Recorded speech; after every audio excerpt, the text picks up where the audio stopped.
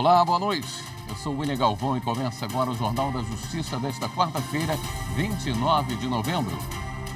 O plenário do Supremo Tribunal Federal decide que os estados podem cobrar o diferencial de alíquotas sobre o ICMS, o Imposto sobre Circulação de Mercadorias e Serviços, desde abril de 2022. Este é um dos destaques de hoje e você acompanha também nesta edição. STF fixa a tese da responsabilidade da imprensa por fala de entrevistado. O sucessor da ministra Rosa Weber vai herdar acervo de 344 ações.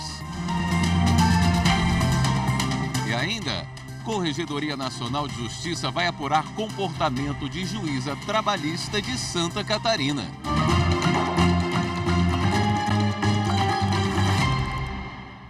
Por maioria de votos, o Supremo Tribunal Federal decidiu que os estados podem cobrar o diferencial de alíquotas, o DIFAL, sobre o ICMS desde abril de 2022. Repórter Marta Ferreira. O ICMS é um dos principais impostos que garantem a arrecadação dos estados. A grande questão sempre foi definir quem fica com o dinheiro em operações em que o vendedor é de um estado e o comprador de outro. Por isso, em 2015, foi criado o diferencial de alíquotas, o chamado DIFAL, um instrumento que dividiu a arrecadação entre os estados. Em 2021, o Supremo declarou inconstitucional essa cobrança sem a existência de uma lei complementar para disciplinar o tema. Em dezembro do mesmo ano, o Congresso Nacional então aprovou essa lei. O problema é que ela só foi publicada no dia 5 de janeiro de 2022. Aí surgiu um novo impasse. Quando poderia haver a cobrança do DIFAL entre os estados, uma vez que leis envolvendo criação ou aumento de impostos só produzem efeitos no exercício seguinte à sua publicação. O relator das 3 ações sobre o tema é o ministro Alexandre de Moraes. Ele entendeu que a cobrança poderia ser feita desde 2022, uma vez que, no seu entendimento, não houve instituição nem majoração de tributo, apenas a regulamentação. O contribuinte tem o direito a não surpresa, a se planejar. Aqui não há a surpresa, porque o imposto já existia. A diferença é, contribuinte, ao invés de você pagar para o estado A, agora você vai pagar o mesmo valor fracionado, estado A, estado B. Então, por isso, entendo que não se aplica o princípio da anterioridade. Com essa reformulação do voto, presidente, eu julgo improcedente todas as ações diretas, a ação direta 7066, a ação direta 7070 e a ação direta 7078. E reconheço a constitucionalidade da cláusula de vigência prevista no artigo 3º da Lei Complementar 190, no que estabeleceu que a lei complementar passasse a produzir efeitos 90 dias da data de sua publicação, como fez o ministro Dias Toffoli. Já o ministro Edson Fachin divergiu do relator e entendeu que a cobrança só valeria a partir de 2023 e, assim, obedecendo às regras de anterioridade quando se tratar de leis envolvendo tributos. A minha dificuldade é em subscrever a ideia de que uma lei que entra em vigor em 2022 possa ser tributariamente exigível no mesmo exercício financeiro e não é uma lei, digamos assim, estadual, de natureza ordinária. Nós estamos a falar de uma lei complementar à Constituição e submetida às limitações do poder de tributar. Por isso, muito resumidamente, senhor presidente, em todas as vênias, a compreensão em sentido diverso, eu estou mantendo a posição no sentido de defender a aplicação das 2 regras da anterioridade, tanto a anual quanto a assim dita mitigada. Acabou prevalecendo o voto do relator. Assim, o plenário, por maioria, decidiu que o Estado tem direito à cobrança do DIFAL 90 dias após a publicação da lei, contada de janeiro de 2022. Considero que é uma questão de justiça fiscal essa distribuição entre Estado produtor e Estado consumidor para fins de pagamento do ICMS. Acho que era uma regra injusta a que favorecia apenas os estados produtores. A sessão plenária terminou há pouco. Vamos falar ao vivo com a repórter Marta Ferreira, que atualiza as informações para a gente. Boa noite, Marta. Boa noite, William. Boa noite a todos. Na sequência da sessão, os ministros analisaram recursos que discutem a extensão dos efeitos de uma decisão da Corte de 2018, que validou a possibilidade de terceirização da atividade fim em todas as atividades empresariais. Duas empresas recorreram para saber mais detalhes dessa modulação.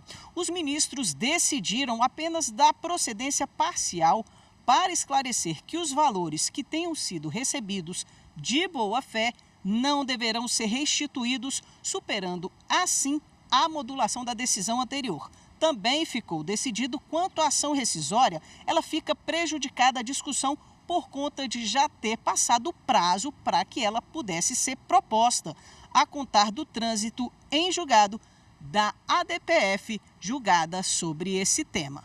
William. Obrigado, Marta. O Supremo Tribunal Federal aprovou uma tese que trata da liberdade de imprensa.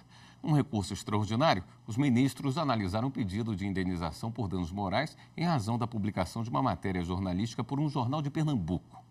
A tese aprovada garante a plena proteção constitucional à liberdade de imprensa e veda qualquer espécie de censura prévia, admitindo a possibilidade posterior de análise e responsabilização, inclusive com remoção de conteúdo. Na hipótese de publicação de entrevista em que o entrevistado imputa falsamente prática de crime a terceiro, a empresa jornalística somente poderá ser responsabilizada civilmente se à época da divulgação havia indícios concretos de que os fatos eram falsos e se o veículo deixou de observar o dever de cuidado na verificação da veracidade dos fatos. O ministro do STF, que assumir a vaga aberta com a aposentadoria da ministra Rosa Weber, vai herdar um acervo de 344 ações. Entre os processos estão temas como o combate à pandemia de Covid-19, indulto natalino e penas por aborto. Bruno Silveira tem os detalhes. A lista do acervo da ministra Rosa Weber está no site do STF e destaca ações contra a atuação de autoridades durante a pandemia, como a petição que pediu para investigar o ex-presidente Jair Bolsonaro e outros agentes públicos por incitarem comportamentos inadequados no combate à Covid-19. O futuro ministro da Suprema Corte também vai assumir a relatoria do recurso extraordinário com repercussão geral reconhecida sobre a constitucionalidade do indulto natalino, que é concedido pelo presidente da República a condenados por crimes com privação de liberdade com pena máxima de 5 anos. O próximo integrante do Supremo Tribunal Federal será ainda o relator da arguição de descumprimento de preceito fundamental protocolada pelo PL, que pede que a punição para abortos provocados por terceiros seja equiparada à do crime de homicídio qualificado. No entanto, o futuro ministro não votará na ação sobre a interrupção voluntária da gravidez, já que Rosa Weber, relatora da ação, já votou na sessão virtual do julgamento. Outro processo do acervo trata sobre o assédio contra a imprensa, em uma ação direta de inconstitucionalidade que discute a existência de assédio judicial contra um jornalista que teve pulverizada a distribuição de diversas ações de reparação de danos. E o presidente do Supremo, o ministro Luiz Roberto Barroso, recebeu hoje à tarde o governador do Rio de Janeiro, Cláudio Castro. Os dois conversaram sobre questões relacionadas à segurança pública e também sobre a organização de um encontro no Rio, em maio do ano que vem, de presidentes de cortes constitucionais dos países do G20, em uma cúpula paralela do judiciário chamada J20. O Brasil vai assumir a presidência do grupo, que reúne 19 das maiores economias do mundo e a União Europeia e a União Africana, de 1º de dezembro de 2023 a 30 de novembro de 2024. Nesse período, o Brasil deverá organizar mais de 100 reuniões oficiais no país. A seguir, Corregedoria Nacional de Justiça vai apurar comportamento de juíza trabalhista de Santa Catarina. Voltamos em instantes.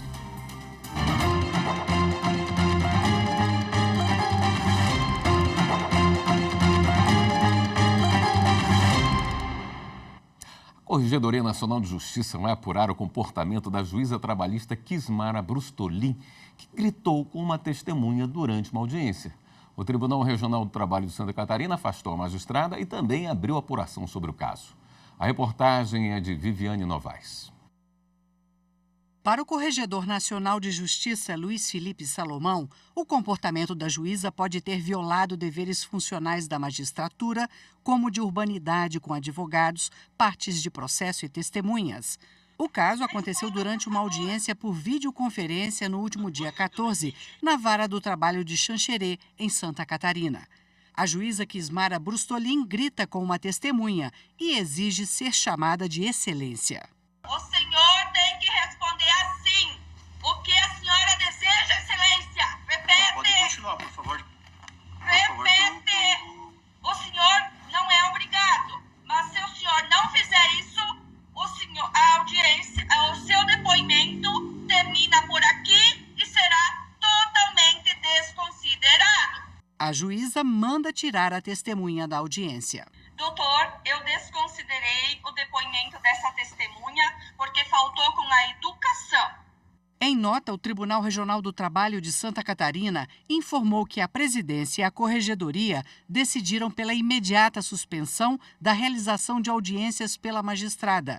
A medida deverá ser mantida até a conclusão do procedimento apuratório de irregularidade ou eventual verificação de incapacidade da magistrada, com integral afastamento médico. A Corregedoria Nacional de Justiça abriu uma reclamação disciplinar contra a juíza Kismara Brustolin e determinou que ela apresente uma defesa prévia à Corregedoria do TRT de Santa Catarina no prazo de 15 dias.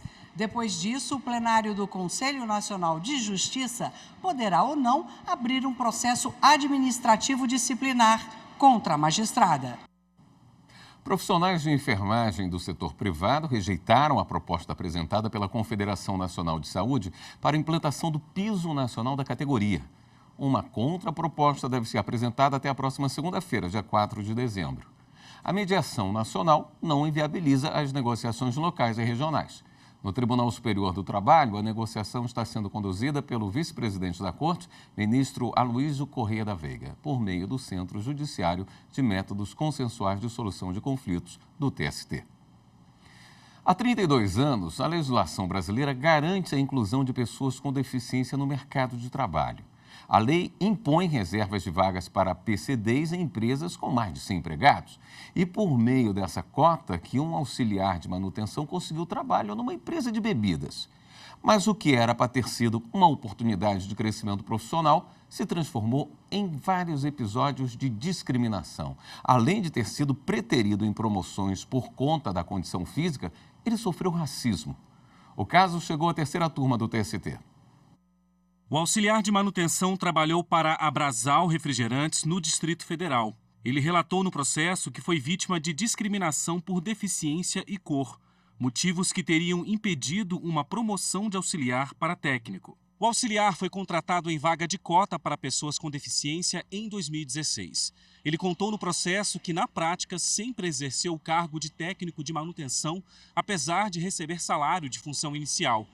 Disse ainda que havia recebido promessa de promoção por desempenho, mas que assim que surgiu de fato uma vaga, nem sequer foi convidado para participar da seleção. Segundo o empregado, o escolhido foi outro, com bem menos tempo de casa e experiência, a quem teria ensinado todo o trabalho.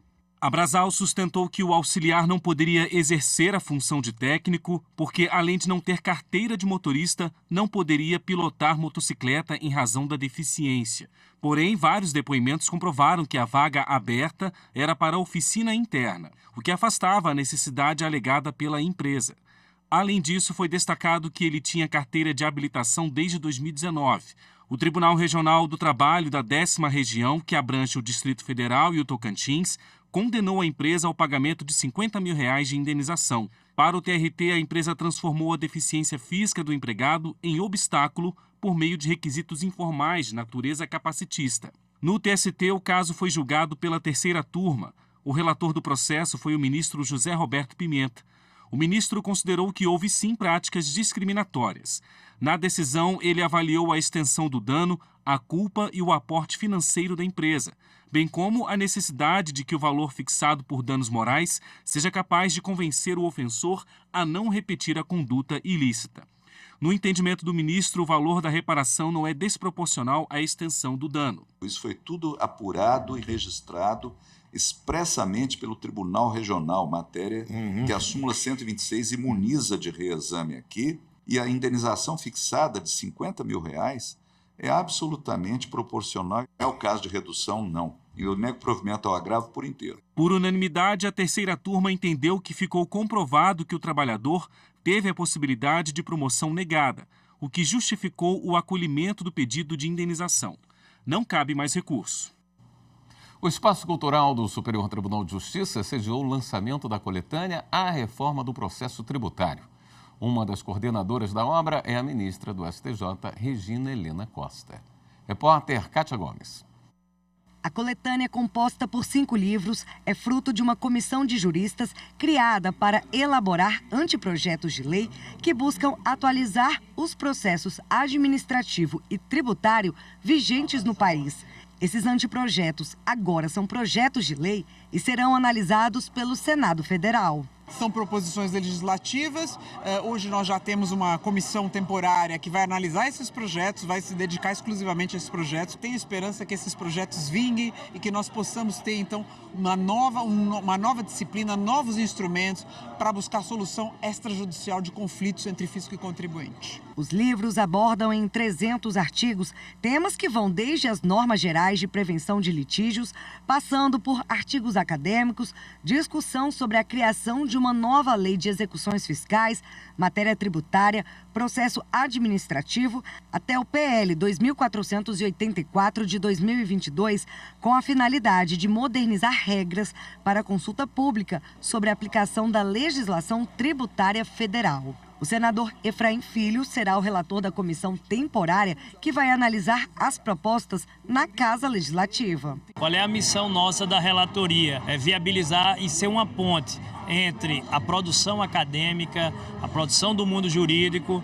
para que a gente possa transformar a letra fria da lei e fazer modificações e alterações para aperfeiçoar o nosso processo tributário. Na visão do professor e um dos coordenadores da obra, Marcos Lívio Gomes, pontos importantes podem ser solucionados com a aprovação das leis sugeridas na coletânea. Nós procuramos, sem perder o olhar para a garantia e segurança dos contribuintes, aumentar a eficiência do processo tributário, de forma que ele entregue soluções que sejam justas sobre o ângulo processual e sobre o ângulo da justiça tributária. A seguir, instituições que atuam no caso Samarco pedem indenização para moradores afetados pelo rompimento da barragem de Fundão em 2015. Voltamos já.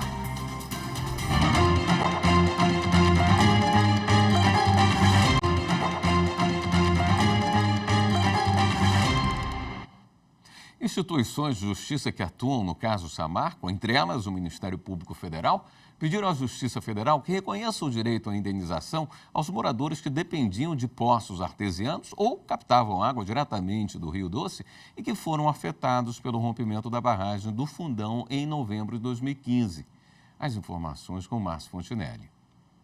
Na ação, o Ministério Público Federal e as instituições responsáveis pelo caso Samarco afirmam que a poluição causada pelo rompimento da barragem tornou inviável a utilização de poços artesianos e, principalmente, a captação direta de água do Rio Doce, o que deixou centenas de moradores das regiões próximas sem acesso à água potável.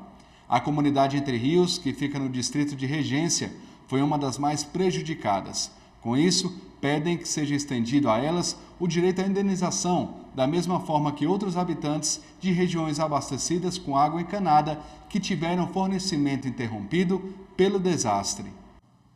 A Advocacia Geral da União entregou medalhas da Ordem do Mérito a 117 pessoas. Repórter Wesley Macalister tem os detalhes. Foi realizada em Brasília mais uma entrega das medalhas Ordem do Mérito da Advocacia Geral da União, que homenageou autoridades do Executivo, Legislativo e Judiciário, além de notáveis do meio jurídico e político e da sociedade civil. Esta é a 4ª edição da condecoração, que é composta de 3 graus: Gran Cruz, Grande Oficial e Comendador. Este ano, mais de 100 pessoas foram agraciadas. A homenagem é direcionada a pessoas naturais, órgãos e entidades da administração pública, instituições e organizações militares brasileiras ou estrangeiras que tenham prestado notáveis serviços à Advocacia Geral da União ou aos órgãos a ela vinculados nacional ou internacionalmente. A excelência de seu trabalho se sustenta na sua legitimidade social. Não é à toa, inclusive, que a estruturação da Advocacia Geral da União se confunde com a própria busca por democracia, eficiência estatal e justiça social. Acadêmicos do curso de Direito da Universidade Estadual de Mato Grosso participaram do projeto Nosso Judiciário. Eles conheceram vários setores do Tribunal de Justiça do Estado. Confira a reportagem de Eli Cristina Azevedo. O projeto Nosso Judiciário encerrou a programação 2023 de visitas de faculdades com os acadêmicos do 1º ao 10º semestres de Direito da Universidade Estadual de Mato Grosso, UNEMAT, campus Diamantino. Eles viajaram 180 quilômetros para conhecer o funcionamento da Corte Estadual. Pelo projeto, que serve de ponte entre justiça e sociedade, os acadêmicos assistiram sessão de julgamento da Câmara de Direito Privado e puderam ouvir sustentações orais dos advogados. Realmente é uma oportunidade de vivenciar na prática aquilo que nós ensinamos na teoria dentro da sala de aula. A visita encerrou no Espaço Memória, que conta a história dos quase 150 anos do Judiciário por meio de fotos e documentos. No local, os alunos assistiram palestra da Coordenadoria Judiciária sobre processo judicial eletrônico. Tiveram a oportunidade de ouvir as experiências vivenciadas ao longo dos 25 anos de carreira do juiz Iali Sabo Mendes, com direito à dedicatória no glossário jurídico entregue pelo magistrado. É importantíssimo esse projeto. Como eu disse aos alunos, infelizmente, na minha época não existia isso, né? Então a gente entrava praticamente sem saber o que era um tribunal, o que era um órgão jurisdicional. E hoje tem essa facilidade, tem esse projeto que é de vanguarda do Tribunal de Justiça do Estado de Mato Grosso. Essa visita, esse contato, a gente vê essa estrutura tão bonita, esses servidores aqui desempenhando uma atividade tão valorosa, motiva muito o acadêmico, acende na gente a vontade de fazer parte também. O Tribunal de Justiça do Rio Grande do Sul sediou a 2ª audiência pública sobre a atualização do Código Civil. O encontro, realizado em Porto Alegre, coloca o Estado no centro de um importante debate sobre a revisão da lei 20 anos depois. Repórter Matheus Beck.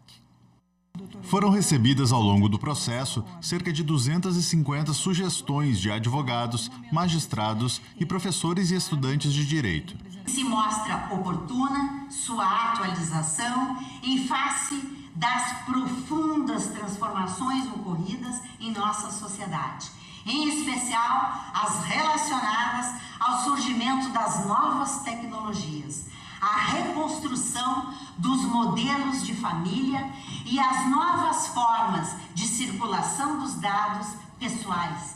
Juízes e desembargadores da Corte Gaúcha também apresentaram propostas. Membro titular da comissão, a diretora da Faculdade de Direito da URGS apontou algumas questões que podem figurar no relatório final, como o superendividamento e a identidade da população negra. Porque o superendividado, agora na atualização do Código de Defesa do Consumidor, ele tem todo um tratamento das suas dívidas de consumo. Mas às vezes ele é um empresário, às vezes ele tem dívidas, vamos dizer, internas na família, não é? Ou mesmo de locação, que não é considerado relação de consumo. O que ele pode fazer com essas dívidas? De acordo com o ministro do STJ, Marco Aurélio Belize, vice-presidente desta comissão, as atividades serão concluídas na primeira semana de abril de 2024. Peço também que reserve a semana do dia 1º a 5 de abril de 2024 para que efetuemos as deliberações em caráter de esforço concentrado no Senado Federal. Já o relator geral sublinhou que nem todas as proposições estarão nesta atualização, mas que os esforços servirão para modernizar o Código Civil. tem coisas que não é para essa reforma do Código. Tem coisas que é para a reforma daqui 40 anos, 50 anos, outra geração fazer. Então a gente tem que procurar denominadores comuns dentro dessa ideia que a palavra é destravar o direito civil, facilitar ainda mais o direito civil, fazer o direito civil ser mais operável e mais possível. Esta edição do Jornal da Justiça fica por aqui. Ótima noite para você. Até amanhã.